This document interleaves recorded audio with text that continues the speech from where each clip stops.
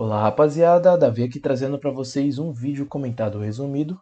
Hoje falarei sobre as concepções de espaço a partir do uso do zoom. Zoom esse utilizado na cinematografia de Kleber Mendonça Filho. O zoom, ele é uma técnica que altera a distância do foco no mesmo plano utilizando de uma lente própria. De uma forma prática, com o zoom in, aproxima-se da imagem passando de um plano aberto para um close-up. Já o contrário também acontece. Com o zoom out, ele afasta-se da imagem, indo de um close-up para um plano aberto. As primeiras lentes de zoom elas foram fabricadas no final do século XIX, porém elas começaram a ser utilizadas especialmente no cinema na década de 1920, sendo alguns exemplos os filmes It e Asas, ambos de 1927. A técnica de zoom ela foi mais popular entre as décadas de 1950 e 1970, com algumas variações criadas para diferentes propostas de narrativa. O exemplo delas é o Dolly Zoom de Alfred Hitchcock, que ele apareceu primeiro em Rebecca, o filme de 1940, e depois ele foi popularizado no filme Um Corpo que Cai, de 1958, com a ajuda de Jimmy Roberts, que era o cameraman da Paramount na época. Nessa técnica, a câmera ela se movia na direção oposta ao movimento do zoom. O que seria isso, mais ou menos? No zoom in, a câmera se afastava e no zoom out a câmera se aproximava, falando de uma forma mais crua. O zoom, falando de uma forma mais técnica, ele é um funcionamento mecânico explícito da lente.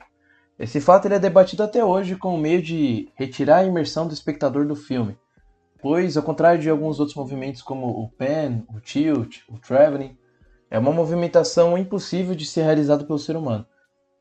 Talvez ele podendo ser bem tangencialmente, bem superficialmente comparado ao fechar, apertar os olhos para conseguir ver melhor, que no caso seria comparado ao zoom in, ou em comparação ao zoom out, uma visualização mais abrangente de quando a gente olha para um ambiente vasto, um ambiente grandioso. Após a década de 1980, o cinema praticamente foi deixando de usar o zoom. Sobrou alguns poucos cineastas que ainda estavam utilizando essa técnica, alguns cineastas como Brian De Palma, Martin Scorsese, Stanley Kubrick e Steven Spielberg, eles estavam realmente utilizando o zoom na década de 1970 e continuaram a utilizar como parte das suas estéticas nos anos seguintes. Já Kleber Mendonça Filho, um cineasta de Recife, ele declarou em diversas entrevistas a sua grande inspiração no cinema americano dos anos 70 e seu uso do zoom. Em um bate-papo com a Trip TV, durante a divulgação do filme Aquarius, em 2016, ele disse o seguinte: Eu adoro o zoom. Eu não entendo porque que ele caiu em desuso, é porque ele ficou fora de moda, eu não entendo. E ele de fato me lembra o cinema dos anos 70, os anos 60, o cinema americano dos anos 70, que é o cinema que eu sempre tenho em mim quando eu estou filmando, fazendo meus filmes ou escrevendo roteiro. Ao longo da sua filmografia, o Kleber Mendonça Filho ele acaba unindo o cinema setentista ao contexto contemporâneo de Recife.